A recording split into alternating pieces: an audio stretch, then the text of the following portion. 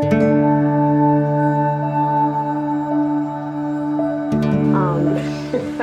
just starting, and Emil, so do you know everyone here, and you want to introduce your friend, or? This is my friend Sarah. Hi, Sarah, and Emil. Okay. Can we go around? Yeah, go Sure, ahead. sure. All right, let's keep going. And anything tell else us you your want to name. share? Clyde. Okay. I'm Sarah. Linda. Linda, Elisa, Andrea. David. Dave, Bob. Mary. Alan. But behind there, Doug. Sherry. Doc and Sherry. Greg. And Carrie.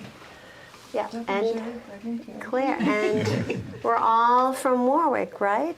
I mean, living currently, except for Bob, Yeah. right? Oh, Yeah, let me crash. Yeah. right. Great. Oh, well, thank you. So let's just take a deep breath together. Maybe another one. One more. And help yourself to refreshments at any time. And I thought we could sing This Little Light of Mine. Just bring us all together. So, this little light of mine, I'm gonna let it shine. This little light of mine, I'm gonna let it shine. This little light of mine, I'm gonna let it shine, let it shine, let it shine, let it shine. All over Warwick, I'm gonna let it shine. All over Warwick, I'm gonna let it shine. All over Warwick, I'm gonna let it shine, let it shine, let it shine, let it shine. Anybody else have an idea? We're out of ideas. No. All over the galaxy, I'm gonna let it shine. All over the galaxy, I'm gonna let it shine. All over the galaxy, I'm gonna let it shine, let it shine, let it shine, let it shine. Thank you, all right. Thanks. And it just sort of brings us together to have a song, and that being one of light, and it's a dark time of year right now. We're going to crest into light, and I felt it would be fun and inspiring, hopefully. I hope everyone sort of walks away from this feeling uplifted or encouraged in that awareness of how much light we each have within us. So that's sort of my goal, and I thought maybe it would be fun as well as interesting. So that's why I felt to open up with that song. And being the teacher, I wrote a little agenda. Would anyone like to read this Leonard Cohen quote? Ring the bells that still can ring. Forget your perfect offering. There is a crack in everything. That's how the light gets in. Right. Thank you, Bob. Okay. So it's not a matter of being perfect, but it's a matter of working with the imperfections within oneself. I mean, that's one small little interpretation of that. When you have a prism, lo and behold, it's because of the infractions and cracks in it that send out the rainbow light everywhere. So that's just a beautiful piece of Leonard Cohen's poetry, and I just want to add in that Leonard Cohen's poem, a short little poem, was the first one that I ever memorized for me.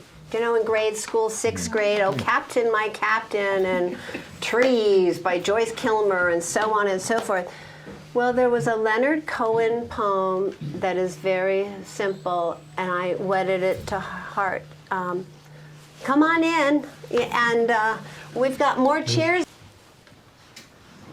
Now, Bob read this earlier. David, would you like to read it? The same thing. The same poem, because for others.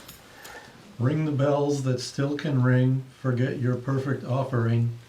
There is a crack in everything. That's how the light gets in. So, sharing the light, because this is the time of dark. I was just sharing that. And wanted to welcome everyone that came again. And this is Annette. Do you want to just say your names, yourself? Hi everybody, I'm Annette and I'm a good friend of Claire's and we're in a writing group together, so it's nice to be here tonight. Thank you. Thank you, Jim. Right, okay. So, and we have North Orange and Warwick people here that maybe we can visit with.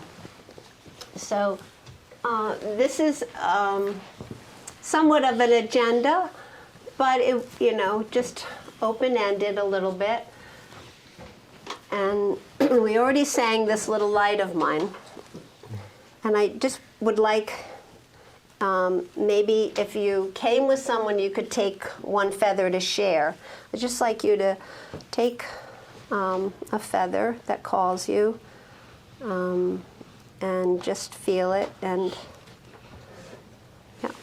yeah, thank you. I think I'll have enough. Thank you. Oh, Just- come on, catch a chicken. Right. Okay, all right, good. Yeah. Right here, yeah. Super, yeah, yeah. Okay. Ooh, okay. So you both feel it, use your senses, because being sensitive is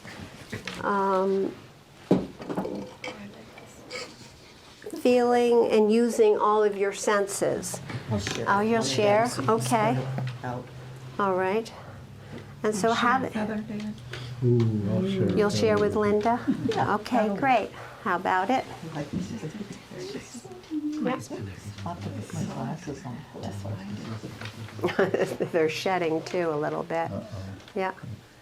Don't we all And- feel kind of special with flying feathers? So just nature speaks to us in so many different ways. We have our 5 physical senses with our heart as how we feel and integrate all the sensations from nature. And it is in receiving and appreciating nature that then your chakras, your spiritual centers are then open. And most of you know about chakras. So just a simple, quick little picture that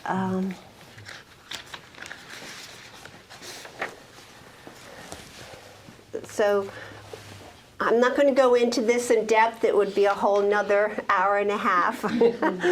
But just that these are all energized as we reach out and touch all of nature and being sensitive. So having that feather in your hand, I'm opening. Oh, did you get one? I thought you did, sorry. Okay. Everybody? Okay.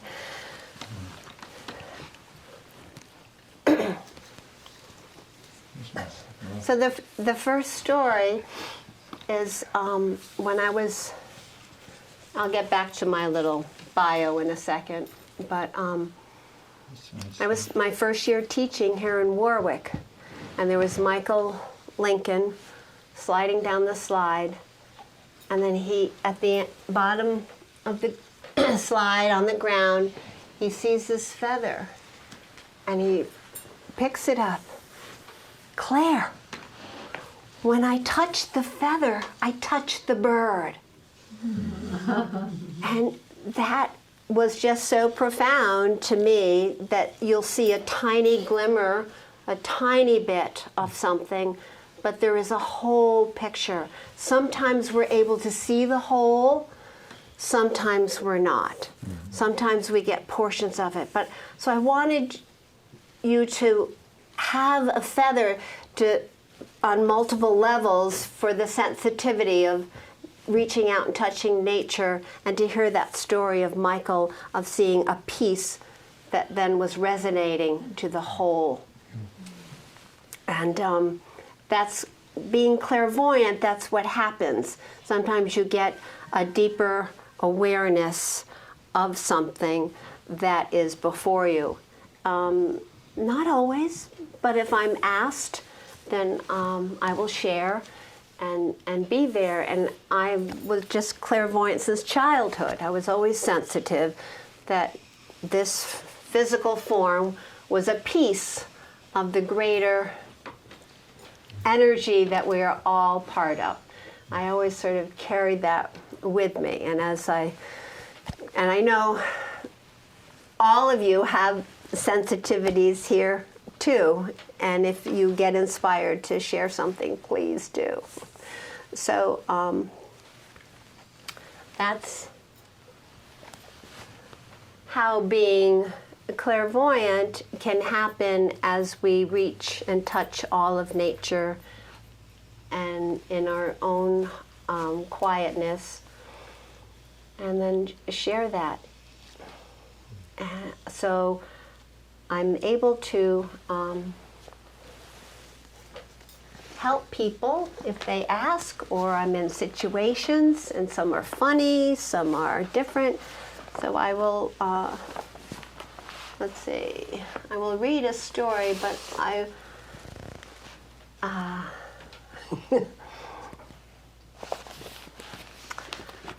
wanted to just share a quick little snippet of my own life. I've been here in Warwick 35 years.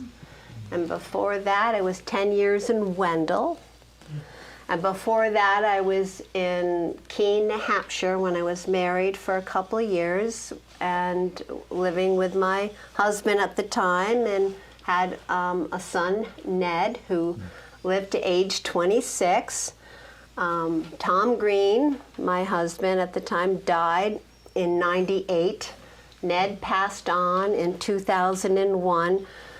Between those 2 years, I had 9 family members that passed. I included my dog as one of them. But I can say, because of my sensitivity to life and knowing that, you know, death happens to all, that the appreciation of the presence that is there, it's like, okay, this is how it's playing out. Like, I'm not in a war-torn country or anything. I'm just really grateful and counting my blessings that way. So let's see, what else? So I've been a teacher here in town for 15 years, and I was in the Athol School District for 15 years. I was a hospice volunteer for about 10 or 12, and I became a hospice volunteer because I thought, well, let me put my clairvoyance to good work.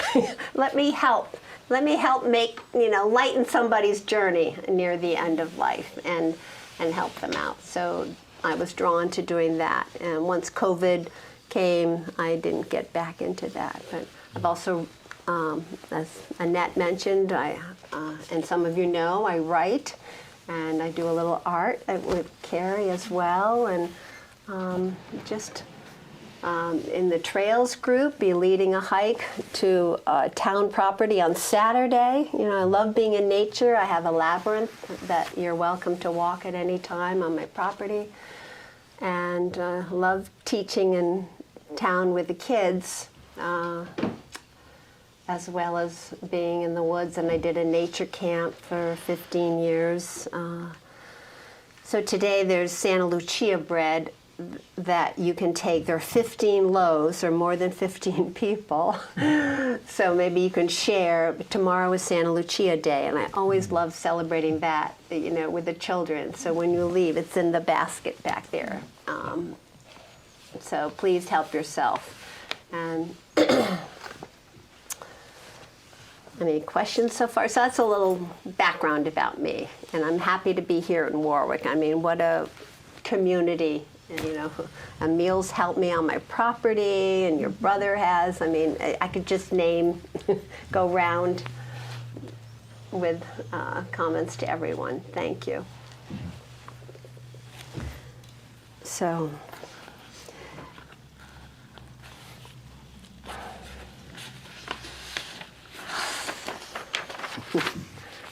Said when you were just a little girl, you knew you were part of a larger whole. Correct. How did you know that? You felt it? Did you feel something? I did, and I felt presence around me. I mean, depending upon how you're, it's beyond what you believe in, so to speak, or have inclination towards a religion. It's a presence and an energy. It's a But you can call them angels, you can call them guardians, you can call them spirits, but I was very sensitive that there were presences around me. And often I was singing with them, when I was outside. The only way I can come to that realization is at the level of intellect, but I don't feel it or sense it. It's not a reality. It's an abstraction that I can understand with part of my brain, but not feel. Right, right. Well, being out in nature will integrate that more, beyond your intellect. Yeah. And I will say that my ex-husband, the two gifts, having Ned with him, and he taught me how to meditate, and he introduced me to yoga. So those two things have stayed with me these 50 years, and they've been most instrumental and helpful. So you want to attune your sensitivity and clairvoyance, just take time to meditate. Could you And define clairvoyance for me? Because I'm not sure I understand it completely. clairvoyance is a seeing beyond the 5 physical senses. So there's a sensitivity, you can be seeing a clairvoyance, you can be clairaudient, so you can be hearing things beyond the 5 senses. You can clairgousiance, you can be smelling things beyond the 5 senses. One time I had cigar smoke happening, and it was like, oh my God, and Uncle Alan, how are you? So yeah, so you can have sensitivities beyond the 5 physical senses, but actually 6, because using your heart. And it's a sensitivity. Is that helpful? Yeah, I'm sure you'll elaborate more as we go. Well, and my story is here. I wrote something called Presence, and I wrote this for a lecture a while back, but there's, a paragraph here. What is essential is invisible to the eye, to paraphrase The Little Prince. The gifts of presence come to us to nourish those invisible qualities such as love, truth, healing, compassion, peace, and kindness. It may come so the clairvoyant sensitivity can come over you as a soft breeze. Have you ever experienced that? There's like a breeze over your body, okay. Well, or not. It may touch or warm your heart. You get a warmth in your heart. It may come as intuition. It may come through meditation, and it can come through nature, such as a gust of wind or a rainbow. It may come through music when you are chilled to pieces upon hearing that beautiful piece of music. May come through the hug of a friend, lover, or animal, and it may touch you, and you may see, some people are clairvoyant, and to see auras, energy fields around people, as well as sparkles of light. And the sparkles of light can be indicators of guardians from other realms or spirit guides. And I would just say retinal detachment and run to the right. doctor.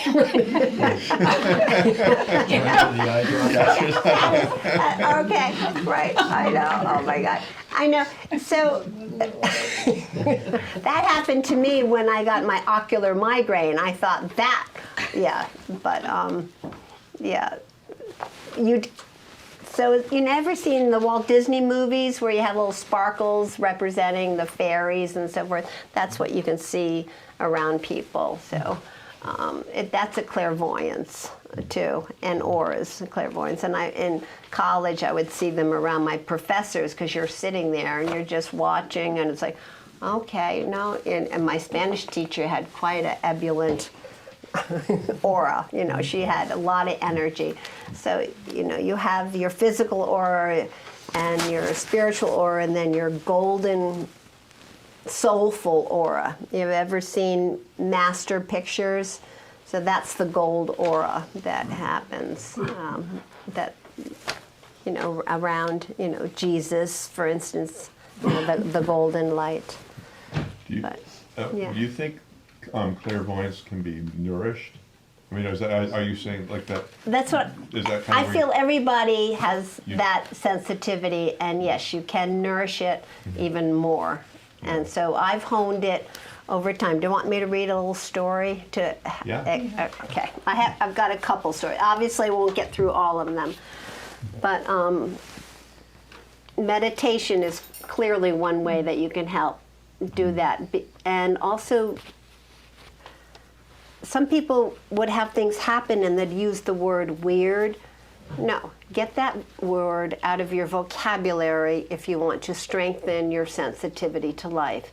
There's a synchronicity with all of life, and whatever happens, try to seek the understanding of it and not labeling it, because that sort of disses it. I had a friend who was, Accepting it. yeah, When you really. feel it is something, Right. accept it. Don't just turn your back on it Right. or dismiss it. Just pay attention Right. and take a moment to accept it, Right. whatever it is. And if you're not sure what that is, then talk to somebody who could help support you too. I mean, having somebody who's had experiences, you know, to help support. Okay, so let me just see here.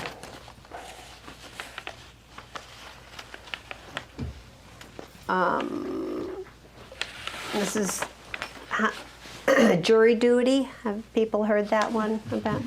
It's a short one. Every 3 years, once again, the letter arrived in the mail, the jury notice, and I made arrangements from work and attended the courthouse, as indicated, for jury selection. I sat near the back of the benches along with 70 other folks. Many people came forward and was relieved of the duty for one reason or another. The last question was asked by the clerk. Is there anyone left sitting here who could not keep an open mind during the proceedings? I thought to myself, I sense that this defendant is guilty, and so that is not keeping an open mind. So I stepped forward, a little bit nervously.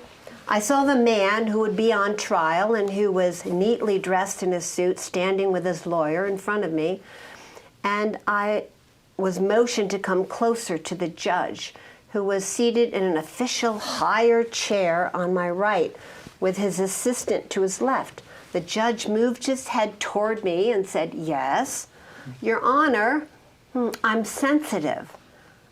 I nervously replied. Why didn't I just say clairvoyant? But I didn't. I used the, you know. Now I might have. And what does that mean, he asked me. And it's like, well, I see beyond the 5 physical senses.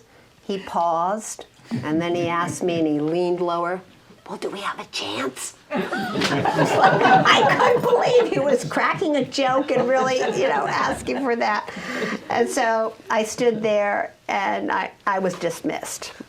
I walked out, phew. And I reflected, why didn't I use that word clairvoyant? Because I think people sort of understand that word better. But I've been shy about sort of saying clairvoyant because I'm not a psychic, but I can, if there's people who know me and ask for some help, I'll sit and I'll meditate. So I have an active third eye, so that will, you know, show me and indicate how I can help. Okay, so and this one is a story about that house that does not look anything like this right now on Route 78 with the roofs falling in and, you know, everything crazy, the Cadret house. Okay, so Ned was about 10 years old, but this is how it once looked. It was beautiful. So this is another short story, Room for Rent. And this surprised me. what happened here. So here's an example. Well, I think I share enough. I'll just read.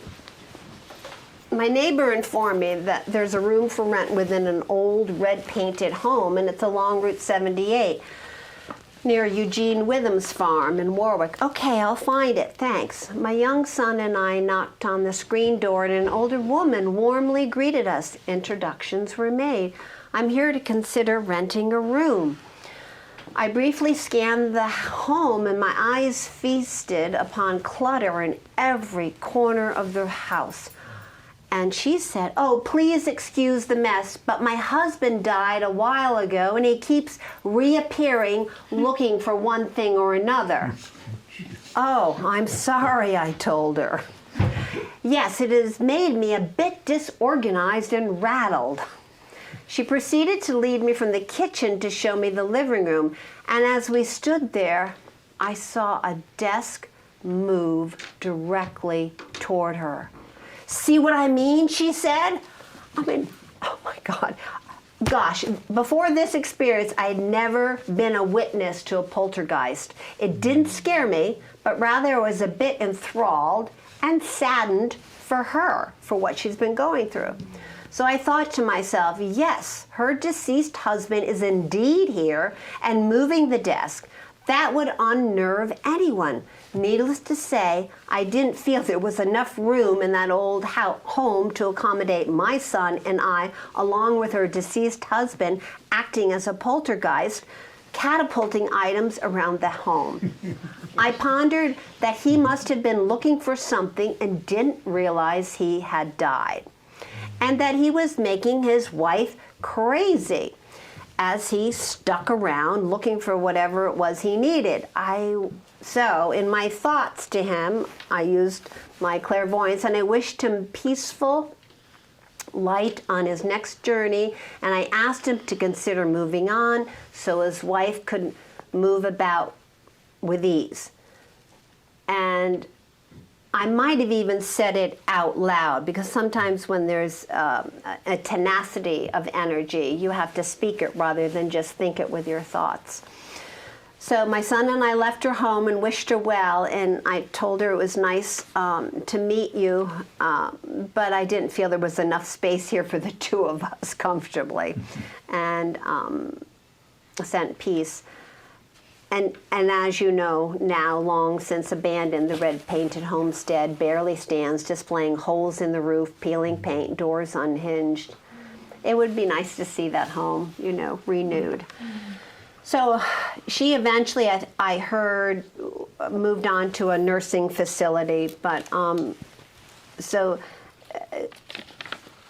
ghosts that happen are just ones that are lost and they need a little direction. So it's not that they try to make it difficult. So but I had never experienced actually seeing some. It was in midair. It was like this desk was moving. It had been picked up, and it was like, oh my gosh. So. Was she happy that someone else witnessed it? No, she just, see what I mean? No, she just, see what I mean? No wonder my house is a mess. I just felt so sad for her. So I hope my going to look at the room helped relieve him. I hope he listened to me enough, but I don't know. I don't know. Back to find out. I didn't go back the next week to find out. Yeah. Doc, what did you want to share? You spent some time living in our house. Did anything move in our house? Just wondering. No, not that I know of. I've never felt anything weird in our house. No, I didn't either. No, that's right. We rented from Betsy Lincoln, so that was ancient history. Wow, when Ned was real little, toddler. Yeah, up there. So here's another example of, which surprised me. And I was with Faith Diamond, a dear friend, and it's Whispers. I titled it From a Wilting Violet. So I looked up to the window as I heard tapping on it. So I'm there was an old lady, gray-haired and wearing drab clothes, sitting in a rocking chair and pointing a scolding finger at me, saying, "No, no, no." And it's like, I was walking along the road, and it's like, oops, I didn't know anyone lived here. And this is on Mormon Hollow Road. I wouldn't have picked the darling purple violets and the sweet fragrance lilac had I known, and I mouthed sorry and hustled quickly off the small parcel of the private land, and I returned to walking. At that time I lived on Mormon Hollow Road, and I got home and I put the violets in on the table in the vase, and just really happy with the first blooms. So, and I remembered when I was a young child, I picked the same flowers to give as a gift to my mother, and she would always say, pick enough greens, to add to the flowers. So, back to Mormon Hollow Road. A month later, Faith and I were walking along the road, and I passed the same house that I had stopped to pick the flowers earlier. So I asked Faith, "So who lives here?" And she looked at me and she said, "No one. An old lady died about 3 years ago who used to live here." Really? Because I saw her tapping at the upstairs window pane from her rocking chair, scolding me not to pick the flowers about a month ago. "Claire, you didn't." I said, "Faith, yes, true. Obviously, she's still attached to her home, and she appeared vibrantly alive to me." And that was the first time I'd ever seen something as tangible. So we both stopped there right by her window and said, "Let's send her a prayer and let's tell her that, she's died." And obviously she was being a very active ghost. So we offered our silent prayers to her. And then I also mentioned to Faith out loud, I said, my brother-in-law, Elwood Babbitt, is a psychic trance medium. And he said ghosts are merely lost, deceased souls who just need a little orientation, like they need directions. But I never remember me seeing one so alive and real. So the experience didn't scare or spook me, as it wouldn't have Betsy either. It just surprised me to see her so alive. And a few years later, the once empty house was purchased and occupied, and I happened to be invited to the home of the people who lived there and to learn a craft of making ribbon roses. Of course, the story of my sighting of the old lady was told, and the owner said, "Oh, she heard the rocking chair creak at night and felt the woman's presence all the time. She wasn't frightened by her, and she didn't mind that whisper of an old lady was near." So she had still stayed and was there, and the new owners just felt comforted by her presence. And the owner said, "She'll move on when she's ready." And so I just told her, "I'm happy to help you if you need it." So she took me to the empty rocking chair, and speaking out loud, I said, "Well, it's evening, it's springtime, it's May of a particular year. You died. We thank you for your life and we wish you peace. Now go meet your loved ones in the energy, of light." And we just all hope that those few words were all the green lights that she needed to help orient and transition her. And I also wished her a heaven filled with perpetual blooming violets, so maybe in her mind she could take all the flowers she wanted. So, you're just trying to help people be where they need to be. But, just like on Earth we get lost, right? So it happens just because you've died. Are we ready for another one? Is this okay? Yeah. Anybody? Okay. This it's called an invisible hitchhiker.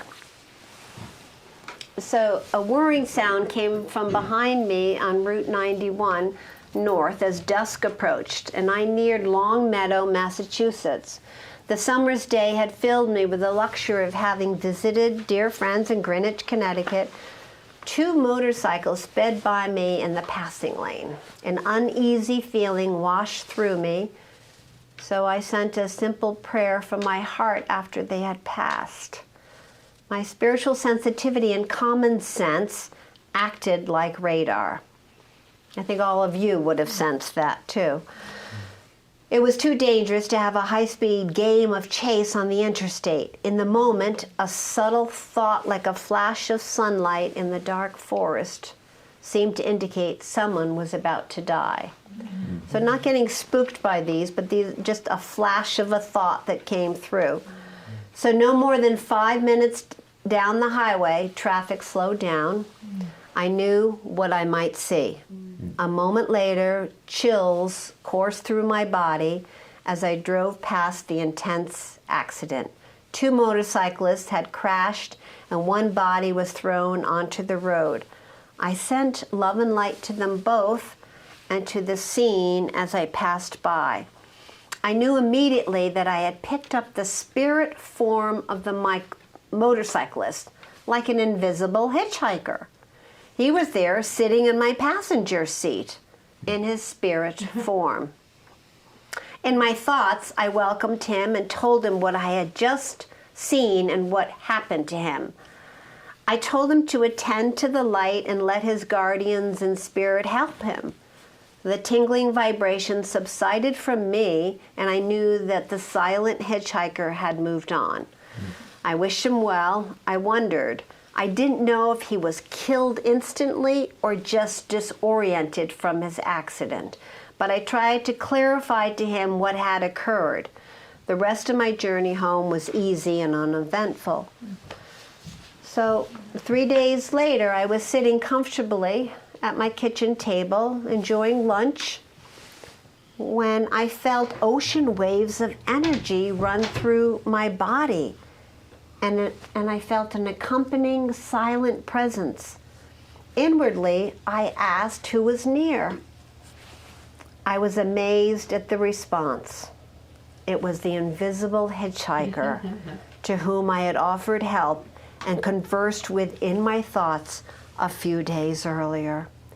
It was as if a postcard from heaven had arrived that day to me. Yo, Mama highway driver, made it to my next destination thanks to your help. Super surprised where I landed because I thought I was headed elsewhere. Thanks. Thanks again for directions and info, your invisible hitchhiker friend. So his presence was a surprise gift to me. His spirit came by simply to thank me, and in a whisper of a moment, dissolved. The presence dissolved. My heart was smiling, just like we all chuckled now, and I was nourished well beyond the physical body that lunchtime. I thought, be well, my hitchhiker friend, and thank you for finding me. So, I reflected that it's never too late to say thank you to anybody, alive or deceased, no matter the distance. Also, that one must trust that thoughts are as deeds done. Your thoughts are super powerful. So once again, I was reminded how mysteriously infinite are the ways of energy, and I appreciated that the hitchhiker found me to extend his appreciation. It helps fuel the cycle of life and affirm our interconnectedness. I respect the delicate gifts of clairvoyance bestowed and try to serve, attune, and be mindful of what life gives me.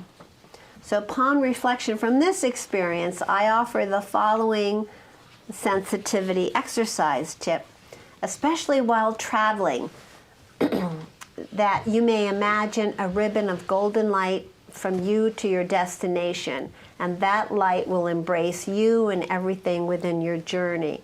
You will feel protected and become aware of happenstances along the way. Doesn't mean that you're safe from harm per se, but you you will tune in and receive what's needed and remain calm and serenely alert within the light and love of your own heart as you travel.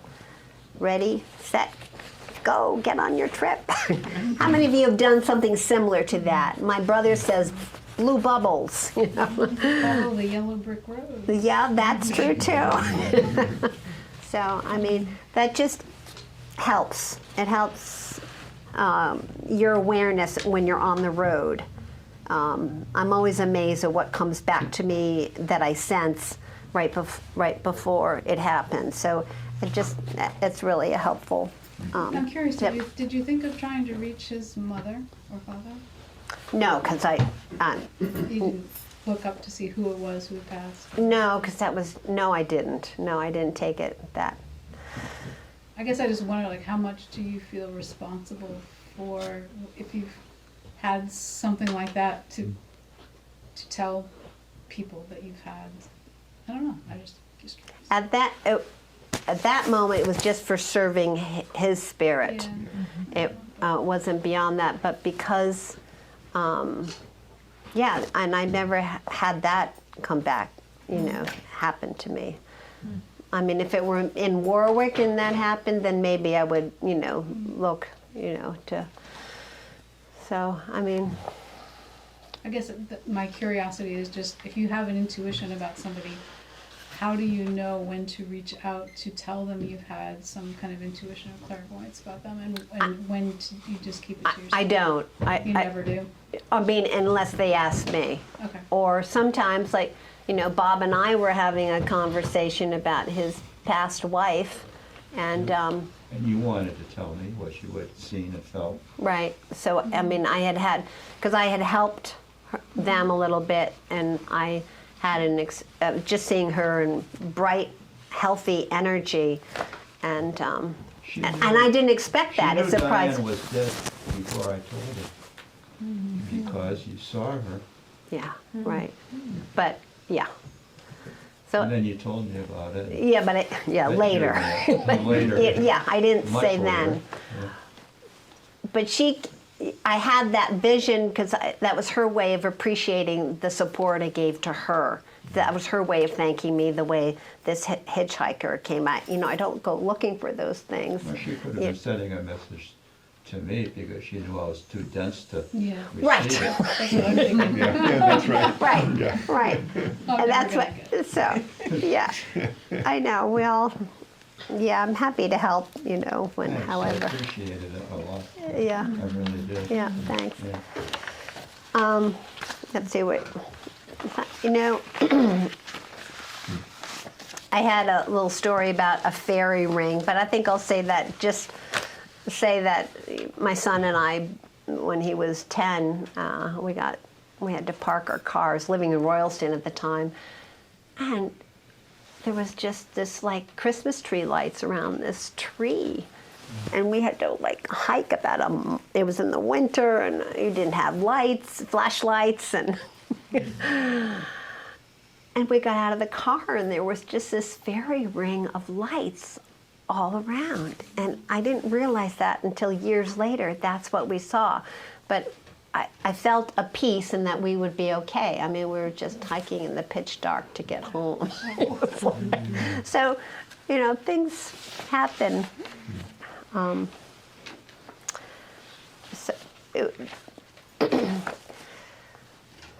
Yeah, I should have a story about Jack Ellis. Anybody know him from Wendell? Yeah, you would have known him. Jack, oh, Bob. No, yeah, right, okay. So, I don't know,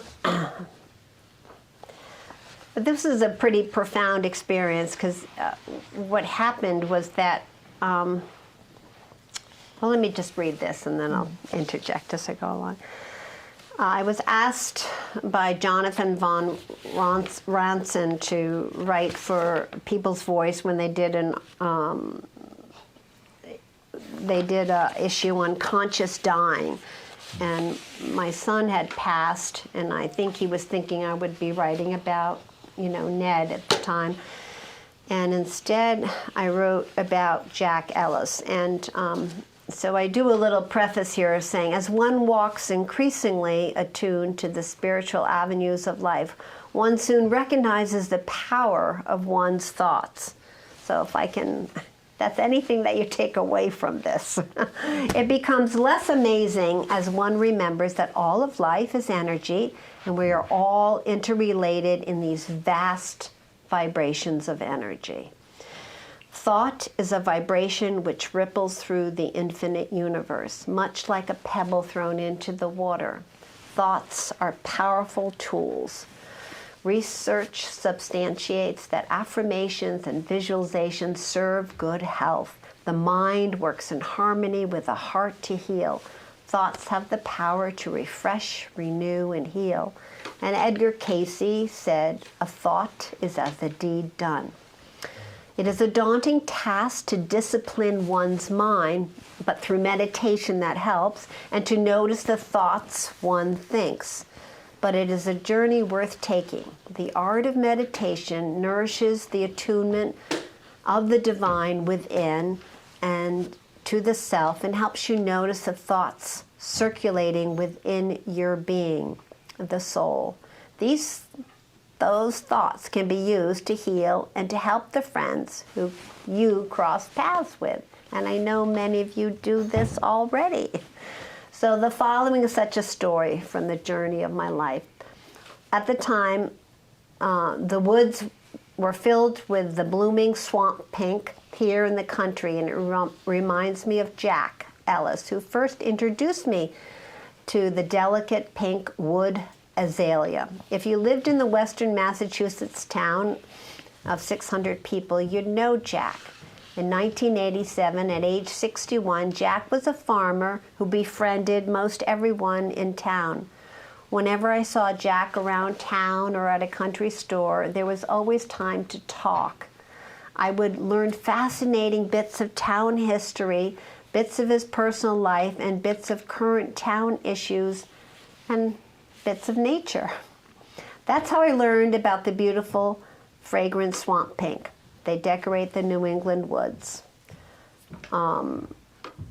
Jack also raised oxen and ran a construction business. Since his home and farm were adjacent to the town common, you could count on Jack to be sitting on the front porch during old home days, and it was always a pleasure to visit with him and sit while the activities were going around. I met him 9 years before when I rented a small trailer in the woods from him. He was the kind of landlord who would go apple picking and then leave me a bag of them at my doorstep. Well, he quickly learned that I made a good apple pie. When I made a batch of cookies, some chocolate chip, oatmeal raisin, or almond nut, they were always sure to land at his doorstep. It was a combination of all these shared moments which endeared Jack to me. Our simple friendship transcended time because ever-present joy of the moment was the only important moment when you were with Jack. And I'm sure you have people in your life that you can feel that with, right? And so I wish that for everyone. Well, Jack drove a truck, and we would pass one another in our vehicles along the country roads and wave. And just as usual, we passed and waved. But this time, I caught a fleeting thought which surfaced to my mind. It was Jack's voice asking me a question. "Will you be there when I die, Claire?" In my thoughts, I replied, "Sure, Jack, I love you," without forethought. Well, at the time, I felt nothing about this thought conversation, and my mind traveled back to the river of flowing thoughts and to driving. Not until three weeks later, passing that same point in the road, would I amazingly recall that etheric conversation. Thoughts are as deeds done. Yes, Jack died, and yes, I was there. I kept my promise to him. Some might say, what a coincidence. I say, there's no such thing. only divine order. And one of Maine's poets says, coincidence is God's way of staying anonymous.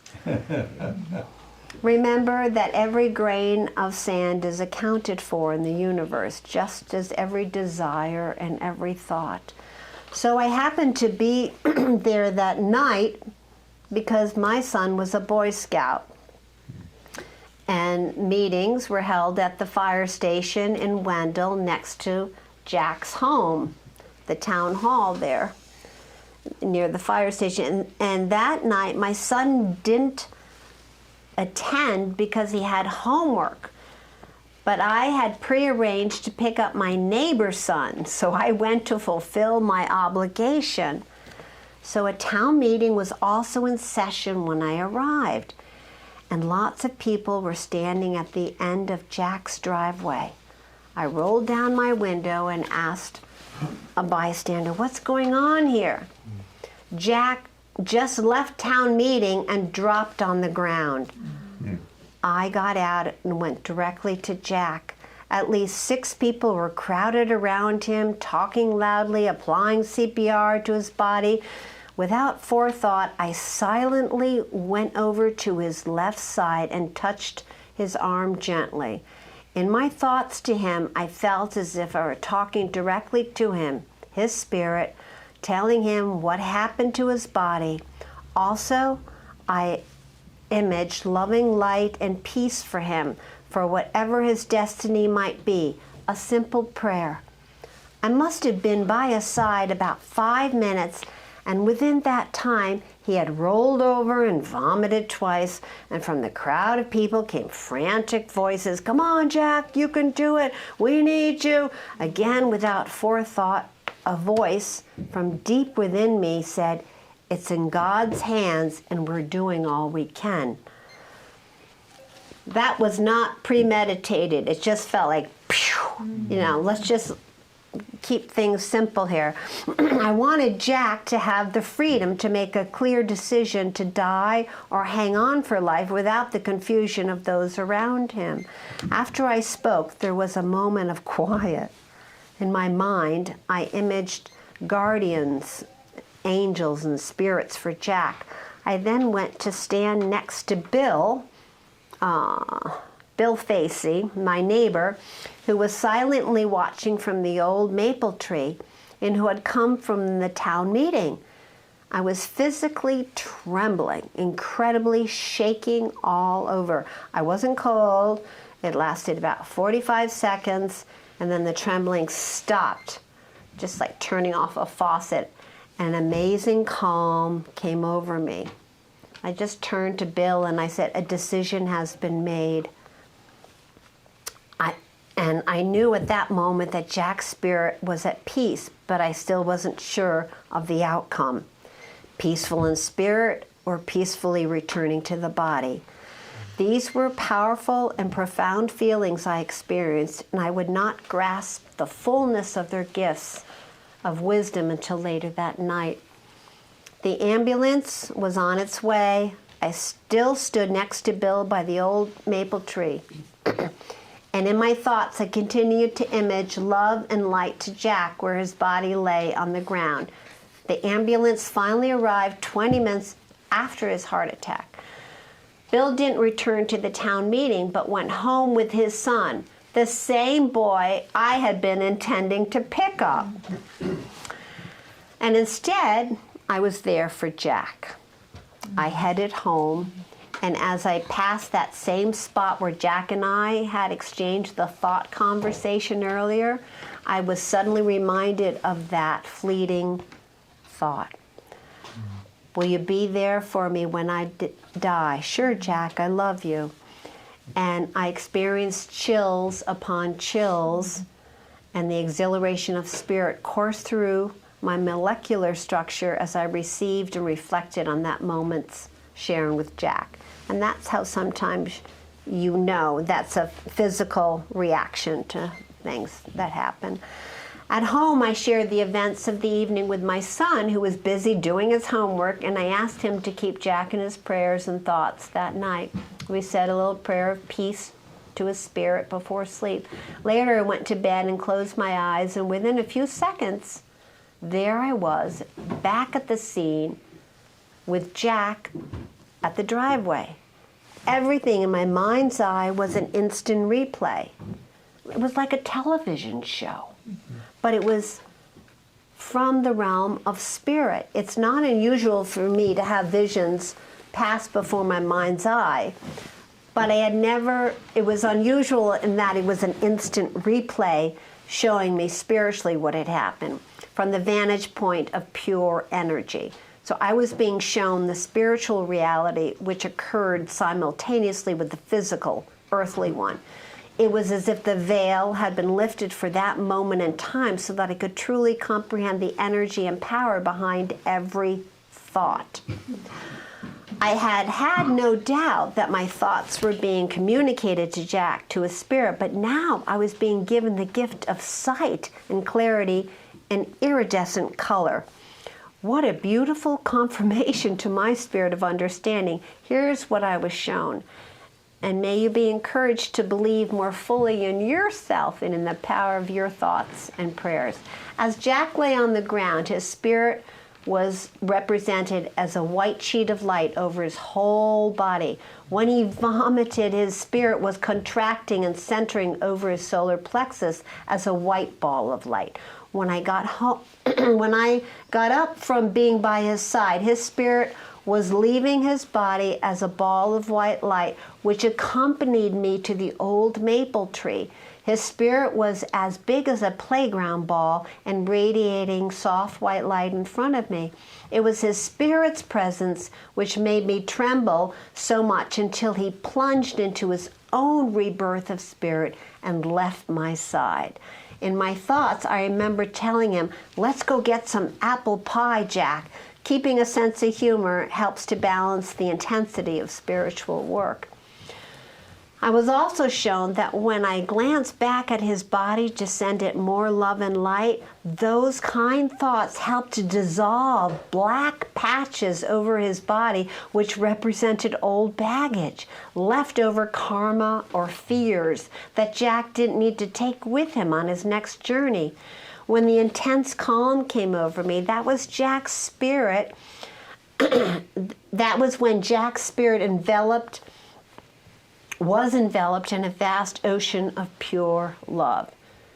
Now in the replay, I saw Jack swimming in a purple ocean, and he was smiling. He'd probably just had that slice of warm apple pie.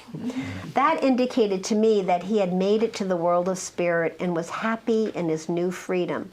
His transition was quick and clear, without layovers in other dimensions. He acclimated easily to his new surroundings. Spellbound by the beauty and wisdom of this third eye vision, I was brought to tears as I thought of Jack and this whole incredible experience. My heart overflowed with love for all of life. This intense feeling lasted for me for 3 days. I believe that because I cared about Jack, I surprisingly received these wondrous gifts. Life is precious, and one little thought is miraculous. Well, the next morning I called the hospital to check on Jack. The nurse asked me if I was family, and I said no. But she told me anyway that he didn't make it last night. I thanked her for the information and hung up. From the earthly perspective, he didn't make it, but from the spiritual sense, he most certainly did make it. And there is always an inherent divine order and timing to everyone's transition. So the whole Jack experience was so overwhelmingly powerful to me that I decided to ask my brother-in-law, psychic trance medium Elwood Babbitt, about it. And he said, just be humbled. You witnessed his rebirth of spirit. That's all he said. So I pondered those few words. Not only did I witness it, but I appeared to reap bountiful blessings of love. For 3 days, I was living in a state of pure joy, grace, and ecstasy. I simply told Jack that I'd be there for him. I didn't realize that I'd get a bonus back. I attended Jack's funeral to honor his life and give support to him in my quiet thoughts. Jack's passing gave me an even greater awareness of how a person's death should truly be cause for celebration, not grieving. I sat next to white-haired Harry and his wife. We exchanged a few kind words and memories about Jack. Harry recalled how Jack heartily welcomed him to pick blackberries any time in August. Harry turned to me and said, "I hope I go just like Jack." I am like laughing inside. I chuckled and I said, "I'm sure you will." And I'm sure that Jack heard Harry's request and will be there to welcome him to the world of spirit. I sent Harry a loving thought and reflected how one little thought can do so much. And I didn't think that my next newest profession would be escort service to spirit. But I think that was the inspiration for me to sign up for hospice for 12 years. But then again, maybe it's a humbling sideline job. Anyways, so that's, you can see why I shared the story of Jack, and that's an example of clairvoyance at work, that one little thought in passing and how it took fruition. Anybody else want to share anything? Or I know it's... Thanks for telling us the story of Jack. Oh yeah, I wish I had a picture of him. I don't, but he was a formaldehyde baby. One arm was Thalidomide. thalidomide. Yeah. Formalize something different. Right. Yeah. Tell me again. How do you say it? Thalidomide. Thalidomide. Yeah. Thank you. Yeah. Yeah. So. Yeah. So when you were doing hospice with people, how did you approach that to help them? It's just within, same as I was a teacher with all these kids. That's why, the feathers, you just from within. So it's So it wasn't a lot of talking to them about it. It was more just your thought your and presence of knowing and believing, And I because think as people get closer to death, their awareness increases, so the talking probably isn't so necessary. right, yeah. Talking gets very difficult. It takes a lot of energy when you don't have much energy. Right. I could share one more story and then we could wrap it up and leave. Is that good? Or do you want to leave now? No, let's keep going. It's not, that was a long one and you hung with me. But I just really want you all to really... I appreciate you doing this. Good. It's, Thank you. It's validating.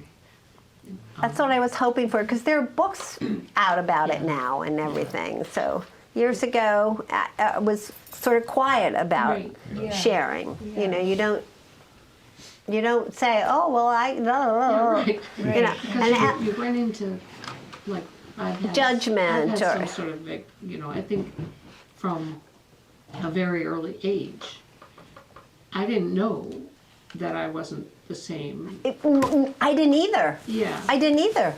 And so I had what people all told me, no, because they're imaginary. No, they're not imaginary. I had imaginary friends, one in particular. Right. And my parents were very understanding, even though they thought it was just imaginary. But they've been with me. Yes. Good. They're And- teachers. They teach me. I Yeah. don't teach them. They teach me. Beautiful. No, thank you. And thanks for saying that, because when I had Tracy in my kindergarten class, so that group of kids, Joey Stanford, Tracy Stiles, and others, and every one of them, I asked if they had an imaginary, every one of them had an imaginary friend. And some had, a dog, and it just, they're with them. And this Michael Lincoln with a feather, when he went down the slide and he did a little trick, I learned that from Sohn. I said, oh, who's Sohn? My imaginary friend. So I just pictured this outer galactical being that is just solid by his side. I mean, they come in and help when they need, beings need help. So yeah, imaginary friends, yeah, powerful. And Lucas Krieger, I think you all know Lucas. Yeah. And I went out on a limb with that and actually presented at Antioch about imaginary friends are real. And I had noticed that at a certain time, he would cock his head and start talking. And so I shared with all the specialists, and they all understood and saw. They said, yeah, we were noticing too. So it was so nice that you could actually share about this invisible realm that is so palpable for so many of us. And for animals. And for animals too, right. Yeah. And nature, and I mentioned, the tree. I heard the tree singing, and it's like, okay. And so this Thanksgiving time, I actually, as I'm doing my turkey, I'm like really appreciating and having gratitude. I could hear this, so I'm singing a song with the turkey. I just made up, but it was this wonderful gift. So, yeah. So all of life speaks to us all the time. It doesn't have to be, animate or, inanimate. All of life, has energy and force. So, thanks for sharing, Betsy.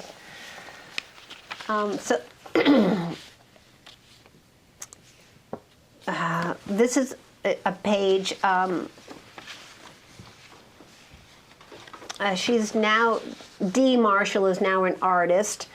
And here's, some of you know, I forget the name of the artist. She did her interpretation. And she does storied art now. But this only happened after she had some illness happen. But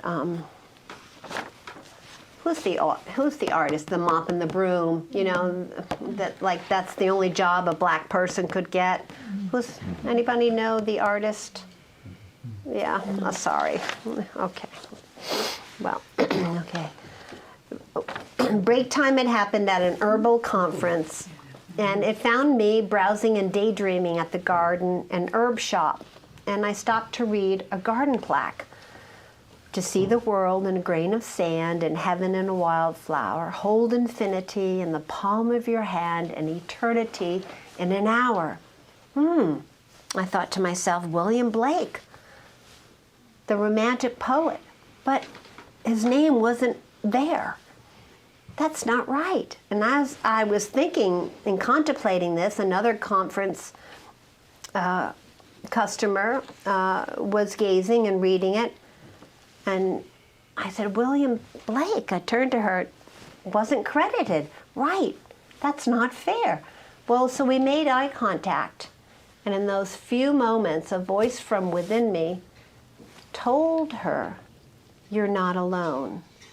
You are loved. Spirit wants me to tell you that. This is a total stranger.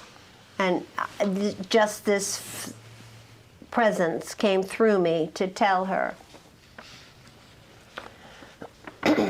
It surprised me at how strong that message was and that it came through me for her. We both felt the chills of that moment, and we smiled. We introduced ourselves to one another, and Denise is her name, but she also goes by Dee, thanked me for those few words, and we parted ways. Well, later I saw her eating her lunch and relaxing by the stone wall, and at that moment, then we exchanged emails and phone numbers. A variety of herbal masters led workshops that day, such as Rosemary Gladstar, Kate Gilday, and it was a refreshing delight to feel inspired by the world of herbs. Well, good to our word, we kept in touch.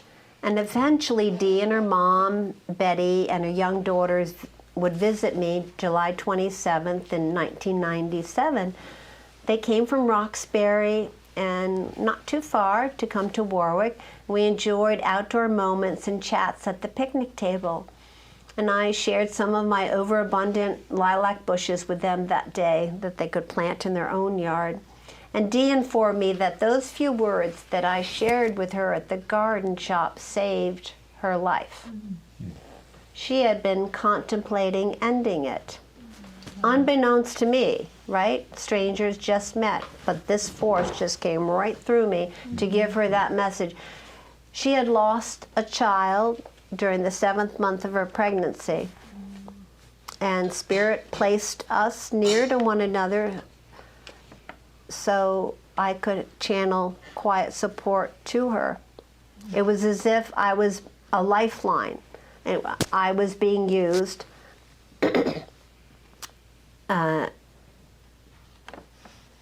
Just saying those few simple words. Her heart heard them, and for her, that gave her hope, and she charted her course of life again. Well, we kept in touch for a few years via emails and letters, and then the years passed away. And 25 years later, I received a Christmas card from Dee thanking me and once again retelling me of the life-giving story. And she wrote, "What a wonderful thing it is to be able to recall the very first moment that we met, and even now to be able to call you friend. Humbled and grateful for the power of Spirit which truly sustains us. May Spirit continue to pour blessings through our hearts." And through COVID, we stayed in touch.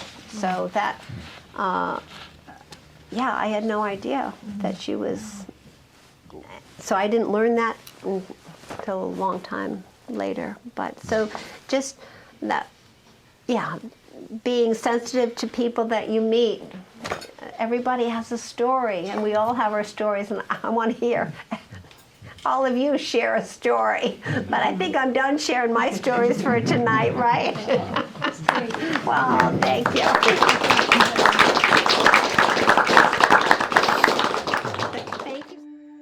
you.